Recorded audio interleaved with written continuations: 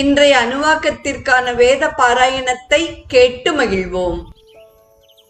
ஆரண்யகம் முதல் பிரஷ்னம் 26வது அணுவாக்கம். प्राजापत्यो वा येषोऽग्निः प्राजापत्याः प्रजाः प्रजावाहान् भवति य एवं वेद पशुकामश्चिन्वीत संज्ञानं वा एतत्पशूनां यदापः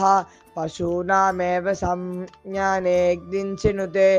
पशुमान् भवति य एवं वेद वृष्टिकामश्चिन्वीत आपो वै वृष्टिः पर्जन्यो वर्षुको भवति य एवं वेद आमयावी चिन्वीत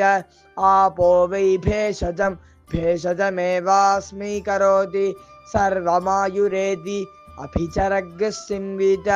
वज्रो वा आपः वज्रमेव भ्रातृव्येभ्यः प्रहरति शृणुत येनं तेजस्कामो यशस्कामः ब्रह्मवर्चसकामः स्वर्गकामश्चिन्वीत एतावद्वावाहास्ति यावदेवास्ति तदवरुन्धे तस्यैतद्व्रतं वर्षति न धावेत् वज्रो वा आपः वज्रमेव भ्रातृव्येभ्यः प्रहरति शृणुत येनं तेजस्कामो यशस्कामः ब्रह्मवर्चसकामः स्वर्गकामश्चिन्वीत एतावद्वावाहास्ति यावदेवास्ति तदवरुन्धे तस्यैतद्व्रतं वर्षति न धावेत्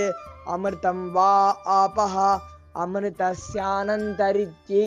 नाप्सुमूत्रपुरीशं कुर्यात् न निष्ठीवेत् न विवसनस्नायात्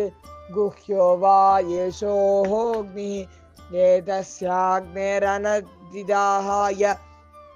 न पुष्करपर्णानि हिरण्यं वाधितिष्ठेत् एतस्याग्नेरनभ्यारोहाय न कूर्मस्याश्नीयात् नोदकस्याघातुका येन मोदकानि भवन्ति अघातुका आपः य एतमग्निं चिनुते य उचैनमेवं वेद. இன்றைய ஸ்ரீ சௌரம் நிகழ்வில்